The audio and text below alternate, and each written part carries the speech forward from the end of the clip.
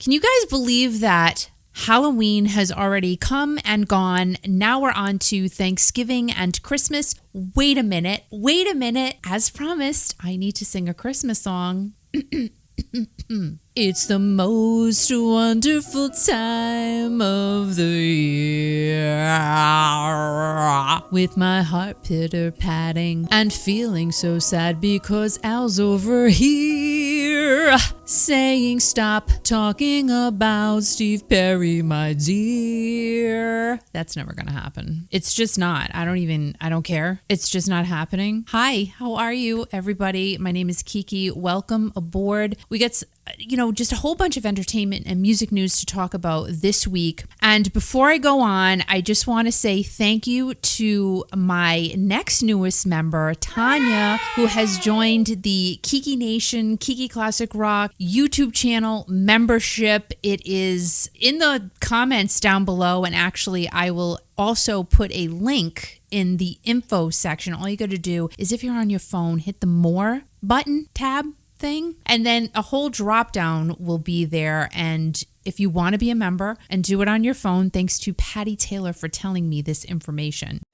Thank you. Again, anything that you guys do, whether it be buy merch, use my Amazon link in the description box, does not cost you anything extra to do that. Make a donation. It all goes to our station, our radio station, our online awesome radio station, Kiki.fm. And also it supports us staying here on the YouTube channel, because the content, it doesn't just make itself. I research and write all of this information myself. I edit the videos myself. So it takes a lot of time to do that, and I totally appreciate you guys. You're an inspiration, blah, blah, blah. So it's hard to believe that Halloween has already come and gone. Now we're moving on to Thanksgiving and Christmas, the biggest holiday of the year. When can I sit on your lap? Right now, come on over here, big boy. There is no question about it. Even if you're not in the United States, I'm pretty sure you know that Christmas is humongous. And it's so crazy. These videos, I do go down a rabbit hole when I land on TikTok, and then I just watch one Christmas decorating video, and there I go. I'm gone. Because some people just know how to decorate so prettily. It's not even a word. I don't care. Prettily, they do. My best friend Michelle, she does an amazing job at decorating her home for Christmas. This year, Al and I decided we're not even putting up a big tree. I know, bah humbug on us, but not really, because we found these two little trees and they light up, and we have decorations, just kind of sprinkled here and there. We feel festive. The kids are gone. They're grown up. When the grandkids start happening, maybe we'll decorate a little bit more, but it is a lot to put up the decorations, and then the part that's the worst is putting them away. You know what I'm talking about. That is absolutely, the fun part is totally decorating, getting everything out of your attic or what, and that's another problem. We put stuff in our attic, and to go up there and to get it down, and then to, we enjoy it when it happens, and it looks so pretty and everything, but then when you have to pack it all up and put it away, that sucks. Let's be real about it. It's just not the funnest part of decorating for Christmas. Don't forget to have fun.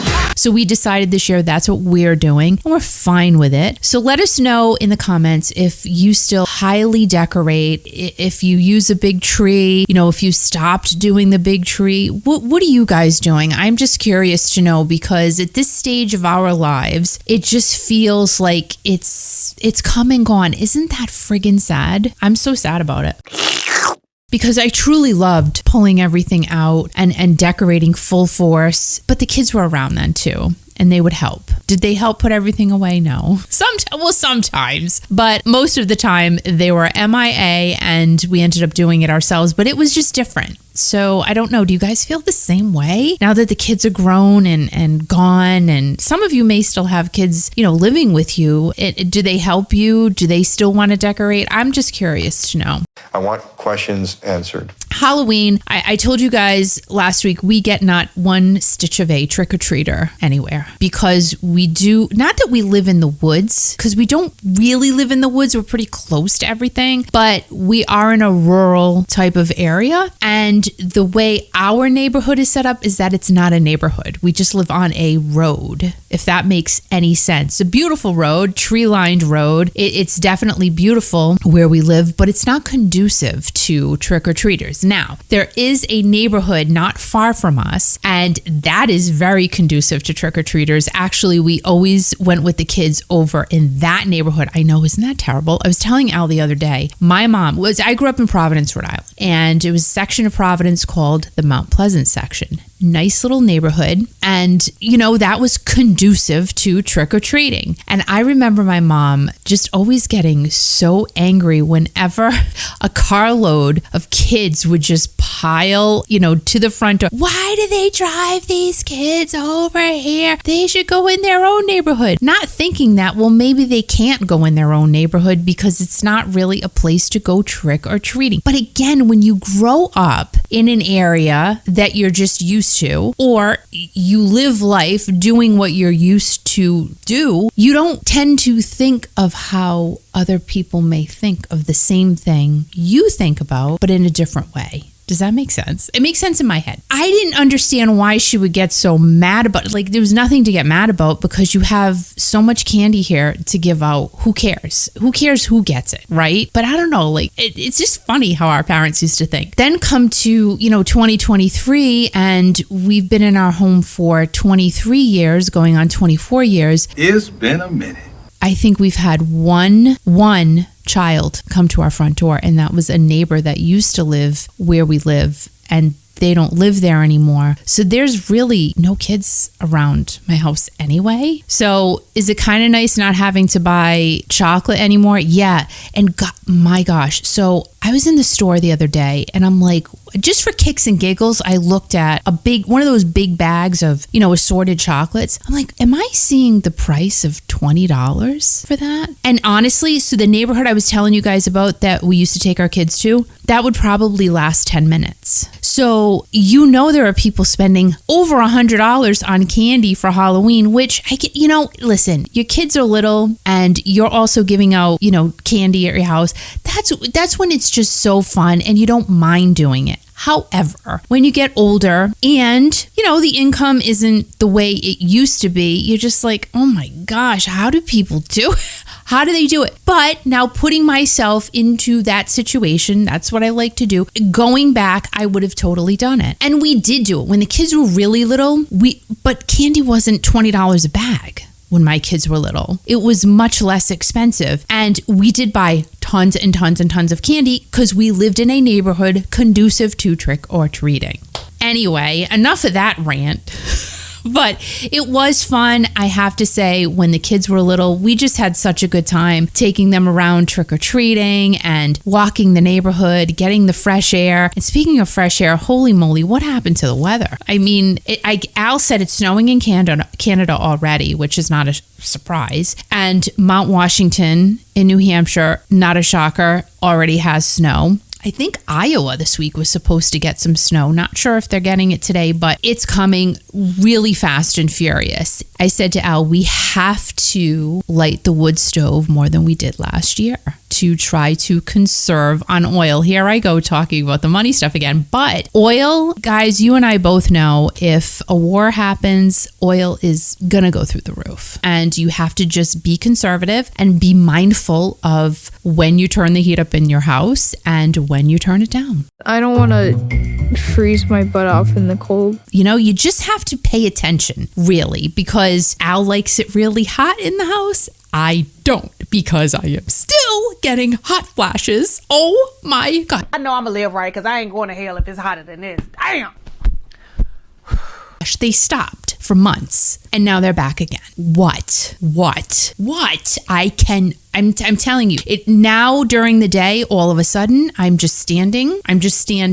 All of a sudden burst into flames. I'm sleeping in the middle of the night. I wake up sweating Why? I mean, I've heard stories. God, oh my gosh. I've heard stories of women literally sweating so much in the middle of the night. They've had to change bedding and everything. I am thankfully not that bad, okay? However, when you feel like your entire body is on fire, it's not normal. It's horrible. It's horrible. Halloween costumes, the most popular Halloween costumes this year. I know, I'm just so random and I'm kind of going back and forth, but this is my brain today. I can't help it. So the biggest costumes, some of the biggest costumes of 2023, one of them was Wednesday from the Addams Family. And that's a pretty cute type of costume to do, even if you're an adult. I guess there's a series called Wednesday on Netflix. It came out last year in 2022. Obviously, I didn't watch it. So that is still a big character. Another one, Spider-Man. And it's so cute. I saw a bunch of,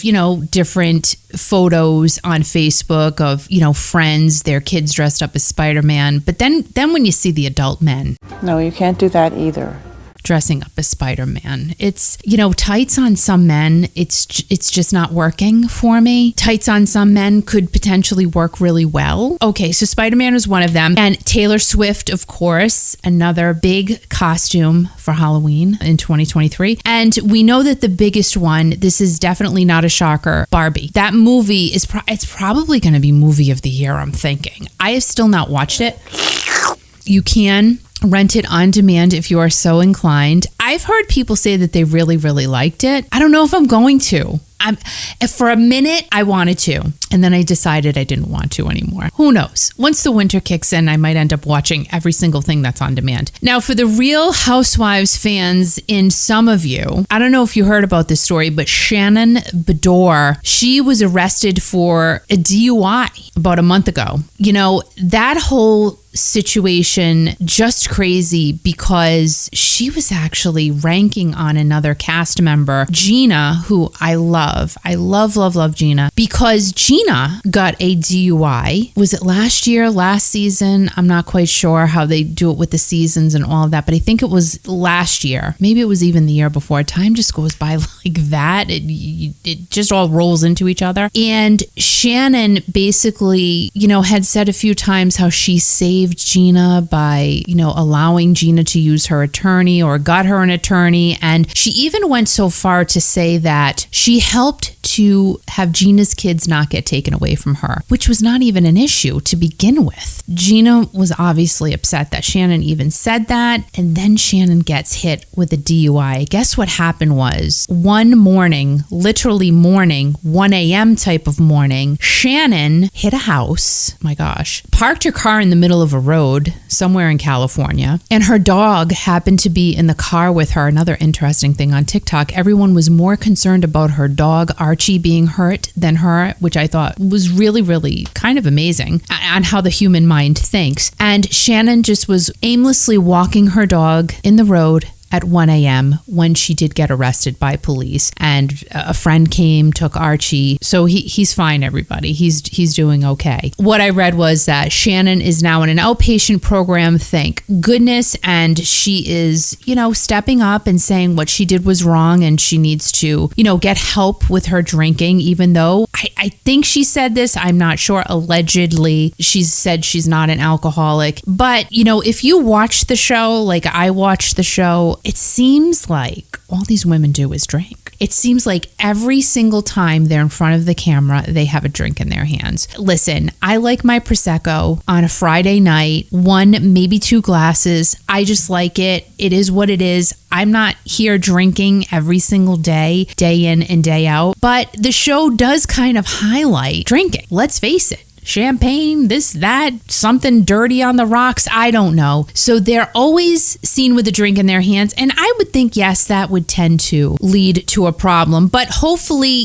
Shannon gets herself and her life straightened out. I don't know what's going to happen with the show, to be honest, with her and the show, because she's going to have to come clean about it and she's going to have to talk about it, which she said is fine. She said she's cool with it. She's cool with, definitely admitting her fault. So that's a good thing. Now, Dolly Parton. Dolly Parton has got so much going on. It's just crazy. She's 77 years old. She's not slowing down for anything. I'm not kidding. The woman is just unbelievably nonstop and in a good way. Now, she just recently collaborated with Cracker Barrel. I didn't see the whole, point of her doing that, because what it is that Cracker Barrel has a member rewards program. I haven't been into a Cracker Barrel in a while. Actually, Al and I did go in last year. We literally just walked around the store because Al used to have an obsession with buying little tchotchkes from Cracker Barrel years ago. This is a long time ago. He would come,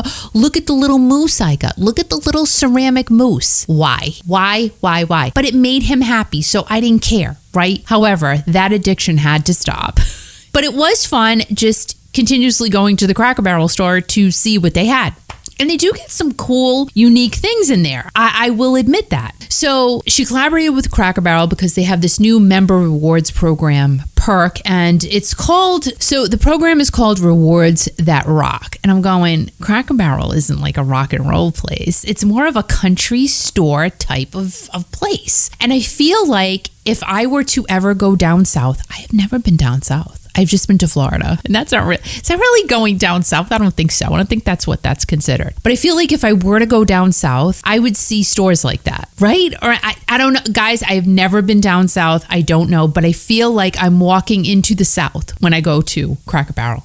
Anywho, that's how I feel. So it's called Rewards That Rock, and I'm going, why? Cracker Barrel's not rock and roll, blah, blah, blah. Well, I guess that if you sign up for this program, I don't know how they do it, and you get so many points, you can get a Dolly Parton designed rocking chair. Because if you know Cracker Barrel, they're all into the rocking chairs out front. So it makes sense that Dolly would design, and I'm sure it wasn't her that designed it. Maybe she approved the picture or the floral embellishments that would go on the rocking chair, but I'm sure she didn't personally design. Maybe she did though, because she really does do everything. So if you go to Cracker Barrel and you like it and you eat eggs there or whatever you go to eat at Cracker Barrel, some ham slabs, sign up for their rewards program. This isn't sponsored. Also, this is a very exciting thing. I am very excited to go to the movie theater on either November 15th or the 16th to see the Dolly Parton pre-release of Rockstar. Now, I have no idea if Steve Perry is going to be in those behind the scenes looks of, how Rockstar was made, but it will be interesting to go and see it just because we don't know. And that's the fun of it. So I am definitely going to check that out. Are you guys going to as well? Let us know in the comments down below. I have to actually check to see if my theater is showing it, and I really hope they are. It's called a global release party, which is so fun and just so Dolly. Now moving on to entertainment news, and this literally put the world in such a sad place. When everyone got the news that actor Matthew Perry passed away at the very young age of 54, people were just saying, what is happening? Totally such an unexpected death that we experienced this week. Matthew was in a lot of different roles, but is very well known for his character Chandler Bing on the TV sitcom Friends. But it feels strange to bring up that role, and we'll talk about that in just a few minutes. Now, Matthew was born in Williamstown, Massachusetts, but lived most of his childhood in Canada. When Matthew was only 10, his troubles began, as well as his journey into alcoholism. He did move to LA to live with his dad. His parents divorced when he was only 1 year old, and this is when he began his entry into acting. Now, in the mid-'80s, he had roles in shows like Charles in Charge and Silver Spoons. We all watched those. And in 1988, he got his first big screen role in the movie A Night in the Life of Jimmy Reardon, starring the late River Phoenix. In 1994, when Matthew was cast as Chandler in the pilot called 6 to 1, it later became called Friends, and he was the youngest cast member at the age of 24. Due to the viral popularity of the show, 8 years after his entrance in Friends, he, along with other co-stars, were making $1 million per episode. He performed in many more film and TV roles, received several several award nominations and released a best-selling book in 2022 titled Friends, Lovers, and the Big Terrible Thing. Matthew dated several high-profile celebrities, including Yasmin Bleeth and Julia Roberts, and was also engaged to literary manager Molly Hurwitz, but the engagement ended in 2021 and Matthew was never married. From a very young age, Matthew had addiction issues, which got to the point of being so out of control at one time he was taking 55 Vicodins in one single day. He also had several stints in rehab and believed that he had spent about $9 million on his addiction. It is now said that Matthew dreamed of having the perfect family, but was very leery that the women he was dating were only with him for his money. Matthew's stepfather is Keith Morrison, the host of Dateline. Totally ironic that his stepson is now the center of his own tragedy. Matthew passed away on October 28th of 2023, and as of this writing, his cause of death is still unknown. He was found unresponsive in his hot tub by his assistant, and it's said that additional investigation is needed. Now, I said earlier that it's hard to relate Matthew so much to his iconic role in Friends because he wrote the following. When I die, I know that people will later talk about friends. And I'm glad of that. Happy I've done some solid work as an actor, as well as given people multiple chances to make fun of my struggles on the World Wide Web. And that in itself is so sad. He went on to say that it would be nice if Friends were listed far behind the things that I did to try to help other people. And he ended that statement with, I know it won't happen, but it would be nice. All everyone can now do is pray for his family, who is obviously heartbroken, and his good friend and pickleball partner Matt Manas said that Matthew was in a really good place and Matt was one of the last people to see him. Matthew was in recovery and trying to live a good, clean life, which makes his death even more tragic. So what can you say when you hear these stories? I mean, you do wonder about what happened, what really led to his death. I mean, he was trying to recover. Did he relapse? Did he take a heart attack because his body just couldn't handle what he had done to it prior? You know, we don't know. We probably won't know for quite some time. But all we can say is that if we do know someone who is struggling, just to take the time to just see if they're okay and to let them know that they're cared for and that they have support.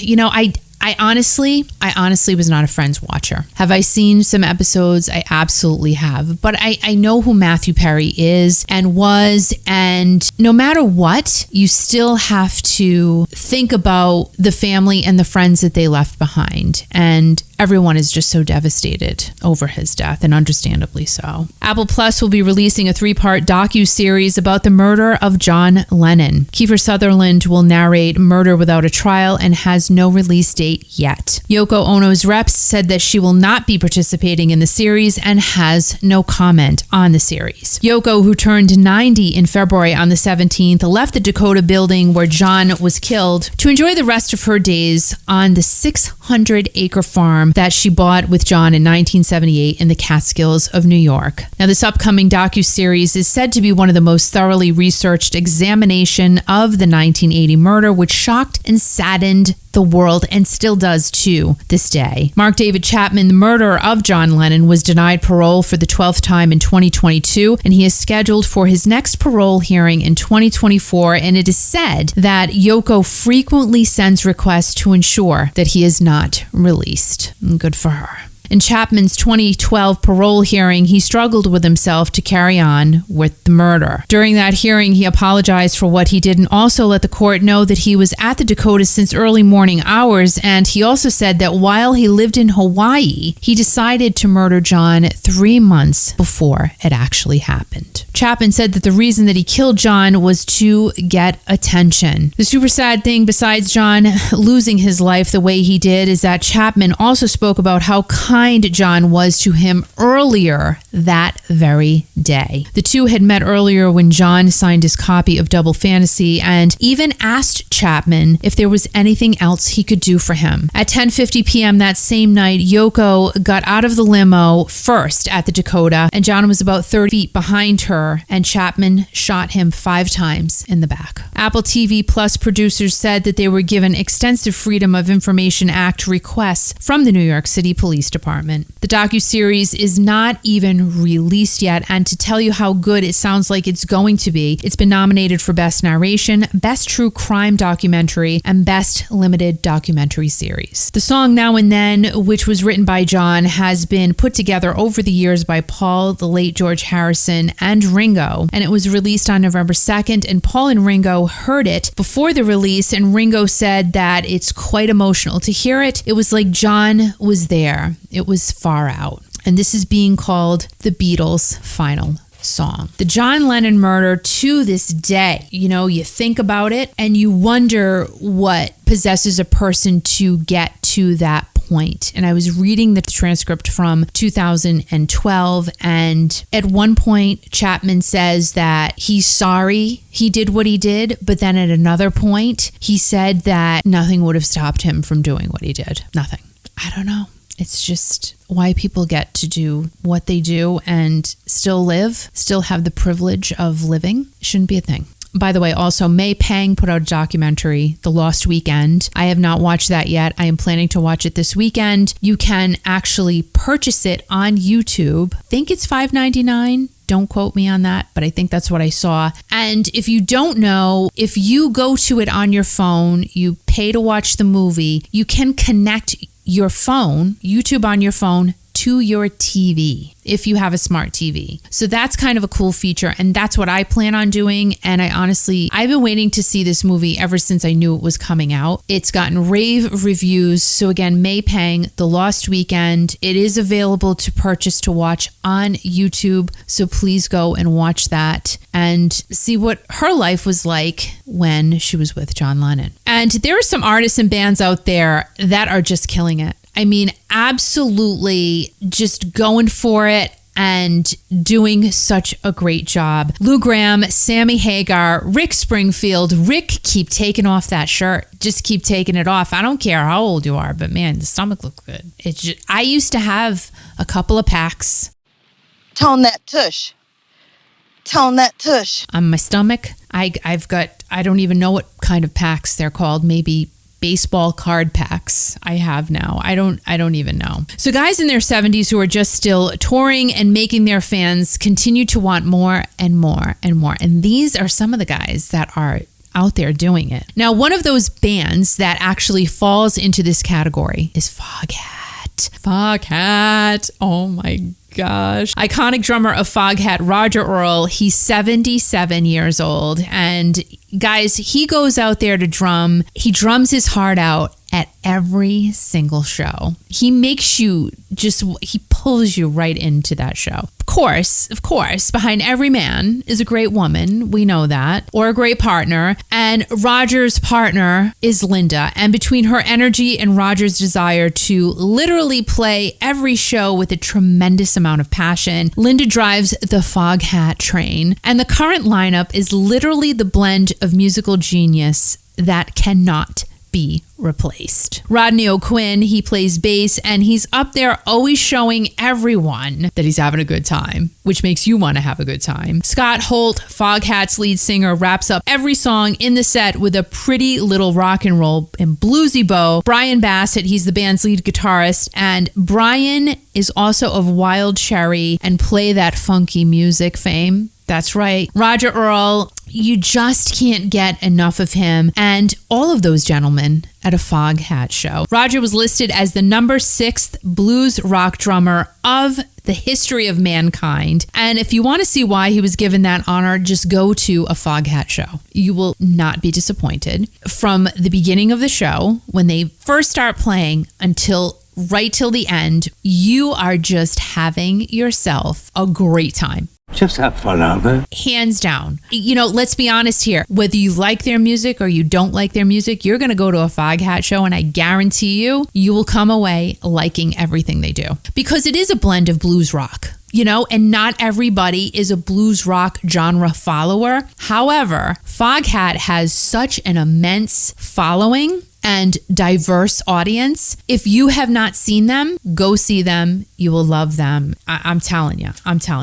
Now, if you really want to have Foghat at your fingertips at all times, just head over to foghat.biz and get their brand new album, Sonic Mojo. Now, they have t-shirt and music bundles, autographed drumsticks by Roger, and just different types of things you can buy. They also have, oh my gosh, 50th anniversary album of their self-titled album in blue and gold vinyl, and Roger has signed these copies. Again, go over to foghat.biz and get yourself a copy of whatever you want. Sonic Mojo, amazing, absolutely great, and that is scheduled to come out for release to everybody on November 10th. Now, Billy Joel, my gosh, this guy has been around like all of our lifetimes. He has announced his last and final show at Madison Square Garden. Now, the press release says 2024 in July. And he's performing, and he's been performing at MSG for 10 years. So he's been there a long time. He's performed about 150 concerts and has the only 2 records set at MSG, one for most lifetime performances by any artist and one for most consecutive performances by any artist. Now, Billy has released 13 albums, 18 compilation albums, 10 video albums, 61 singles, and he's done 45 music videos. I'm like, what 45 music videos has he done? I literally have to go and look. That's a lot.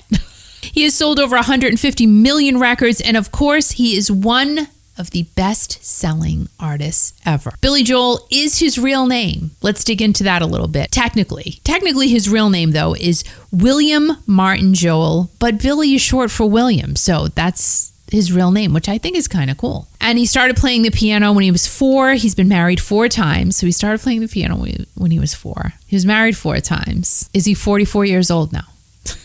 We had something going there for just a second. He's won 6 Grammys and was nominated 23 times, was inducted into the Rock and Roll Hall of Fame in 1999, and in 2013 became a Kennedy Center honoree, and in 2014 received the Library of Congress's Gershwin Prize for Popular Song. Now, Billy and Stevie Nicks are co-headlining the Two Icons one-night tour, and I'm sure that tour is going to break some type of record somewhere, somehow, sometime. No doubt. Hands down, because the reviews are great. The shows all sell out. I mean, you've got the queen of rock and roll, Stevie Nicks. Plus, I mean, you can call him the king, really, Billy Joel. The amount of music and the amount of time that he's been performing. Has he ever stopped performing? That's a good trivia question. Has Billy Joel ever taken a break? Because I don't think he has. When you really stop to think about it, I think he's just been going all of these decades. You know, of course I'm thinking about Steve Perry, and I apologize for that, not really. But, you know, Steve Perry took a break, went back, and then he just stopped for years and years. But I don't think Billy Joel ever did that. Now, Billy did tell Howard Stern in 2022 that he would sell his catalog of music for $1 billion if that were to happen. I don't know. Now, if that were to happen, if Billy Joel sold his music catalog for $1 billion, I think that would be the highest music sale of a catalog to date. I could be incorrect, but I think so. Now, with that being said, Bruce Springsteen allegedly sold his catalog somewhere in the 700 million-ish. I don't think an exact figure was released for Bruce. And the Rolling Stones are talking about $500 million. Potentially, Mick Jagger recently said that it would be worth about $500 million. The Beatles, if the Beatles were to sell their catalog, I read that it would be estimated to be worth over $1 billion. So that would be the highest sale if it were to happen. And I would think eventually it's going to. Because think about it, once Paul and Ringo pass, I mean, yes, the estate will still receive royalties from what they've done, but will they hang on to everything? You know, probably not. It's just like when I die and when Al dies, my kids aren't going to want everything that I have in my house. They're going to be like, what is this? And they're going to toss out something I could have sold for $500. You need something to sell. This could be anything. So that's why I'm trying to sell it all now, so I can enjoy the fruits of my yard sale labor, okay? Throw your stuff out now. Get rid of your stuff.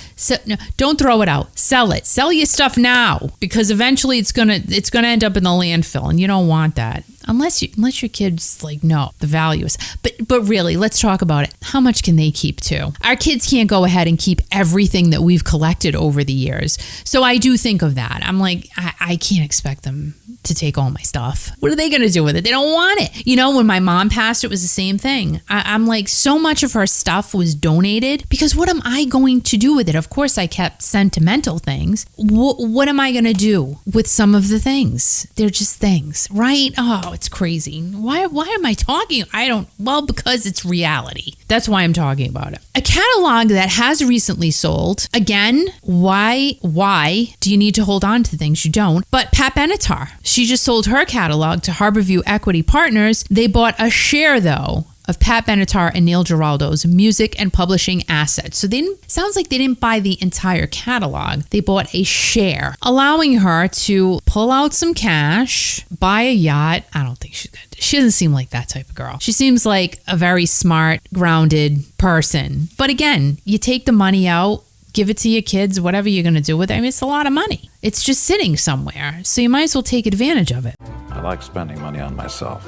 Harborview released a statement that read, "We are overjoyed to welcome into our repertoire the iconic catalog of Pat and Neil. The works are also cross-generational, inspirational, and a perfect complement to our portfolio." Of course it is. It's Pat Benatar music, for crying out loud. "We are grateful to be stewards of this canon of work and look forward to partnering with Pat and Neil. There is no disclosed number on what Pat and Neil will be receiving for the share of music rights, and it's hard to even guess because it's only a share. Now, if I would estimate what her catalog would be potentially worth because of all of the other music sales that have happened in our time, I would put a number of about 300 to 400 million. That would be my estimated, guesstimated, assumed number. What ZZ Top, oh my gosh, that was crazy. I don't remember the total amount that ZZ Top sold for, but I'm like, dude, they're only getting like 50 million a piece. What? That just it didn't sound right to me. It seemed very undervalued for their catalog. The estate of Christine McVie also sold songs from her catalog, including Over My Head, Songbird, Say You Love Me, Don't Stop, and You Make Loving Fun. CEO David Smith of Harborview said that he was honored to acquire the catalogs of Benatar and McVie, two of the most influential women of rock music. Harborview also holds the rights of Stevie Nicks, Mick Fleetwood, and Lindsey Buckingham. Now, the music sale catalog business, it does kind of confuse me. I will be completely honest with you because I read in 2021 that a year before Christine McVie's death, she sold her catalog to Hypnosis, and they took over 100% of her catalog. So I'm not sure how this all goes. So if she already sold it in 2021, how is the estate selling it again in 2023? I guess there are different pieces of catalogs you could buy. What I read, it said Christine sold 100% of her catalog and music rights. I don't know. The catalog business, I'm just being honest, it confuses me with all of these sales. Now, if Christine were to still be with us, she would have turned 80 this November 30th. And Stevie said that there is no point for Fleetwood Mac to even carry on without Christine, which clearly they're not. John McVie, I know that he wasn't well the summer of last year. Christine did say that in an interview before her passing. So I'm not sure where John McVie stands. Hopefully he is okay and hopefully is doing well. But the future of Fleetwood Mac, them being on the road again, I don't see it happening. I really don't. And it's okay because they've given us decades worth of amazing live music and decades worth of music that we can still turn on to this day, and it makes us happy. I have to tell, I just love, when I'm doing chores or, cooking or whatever, I will tell you, I will throw on Fleetwood Mac greatest hits and just love it. Just love on it. Like I love on it. Yes! What were we all listening to on our radios this week in 1976? Here is your top 10. At number 10, the Commodores with Just to Be Close to You. Now, this was when Lionel was still with the Commodores, and he wrote this song too. Yeah. At number 9, Heart with Magic Man from their debut album Dreamboat Annie, and that was released in Canada first. Interesting. Rod Stewart was at number 8 with Tonight's the Night, and that was Sexy Rod right there. Oh my gosh, he was just He was Mr. Hottie Pants, Mr. Yummy. And he beat the Beatles, actually. He beat the Beatles' Hey Jude for being in the top spot the longest at that point in time. Daryl Hall and John Oates with She's Gone. It was inspired by Daryl's divorce from his wife Brenna, and John said that his inspiration was from a girl who stood him up on New Year's Eve. Who in their right mind would stand up John Oates at any point in time? Never mind on New Year's Eve, like that's mean in itself. But do you think they got really mad at themselves saying, why did I stand him up? But it was all for the better. He's fine now. He's happy with his wife Amy. It's all good. It was meant to be for him to be stood up. That New Year's Eve, we got a great song out of it. She's Gone. Now this was a favorite of mine at number 6, Muskrat Love by Captain and Tennille, the late Captain. Oh my gosh, loved her too. I just loved Captain and Tennille. This song was written by Willis Allen Ramsey in 1972 and was originally titled Muskrat Candlelight. Now, when I heard the title, when I actually read the title of that song, Muskrat Candlelight, I'm thinking of muskrats sitting at a table with a little tablecloth, a checkered tablecloth, and they have little napkins wrapped around their necks, and they were eating spaghetti. These are things that go through my head, I'm telling you.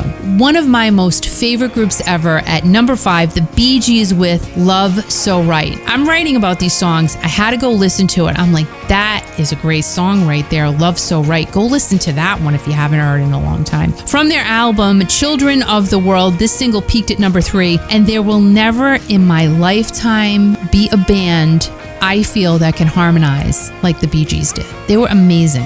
At number 4, we got ourselves another sexy ballad, If You Leave Me Now by Chicago. At number 3, I totally forgot about this song, The Wreck of the Edmund Fitzgerald. I can hear it playing in my head right now. It was done by the late Gordon Lightfoot. Now that single is said to be his best one ever, as he wrote it about the sunken SS Edmund Fitzgerald, which went down during a storm on November 10th of 1975, and a crew of 29 men were lost. Gordon had a passion for sailing, and he sailed on the Great Lakes many, many times. So this accident hit very close to home to him, and this gave him the inspiration for a great song. Now, from serious to the way opposite end of the spectrum, at number 2 was Disco Duck. By Rick Dees and his Cast of Idiots. I mean, how did the people feel about being called the Cast of Idiots? Maybe they didn't care. I don't know. I don't know if I'd want to be called an idiot on a record, but because that lasts forever. It's there forever. Now, I used to try and sing and sound like a duck when I would listen to the song. That was terrible. Did you do that? Of course you did. And this did hit number 1 for Rick Dees for 1 week. I wonder what he's doing now. Also, Disco Duck could have appeared in Saturday Night Fever in the movie, but his manager at that time said, nope, not going to happen, because he didn't want the song to compete with the movie. Not a good move, because Rick would have made millions of dollars probably from his song being in that movie. It would have catapulted even further than it did. I mean, surprisingly, it did get to number 1. It was just a funny song.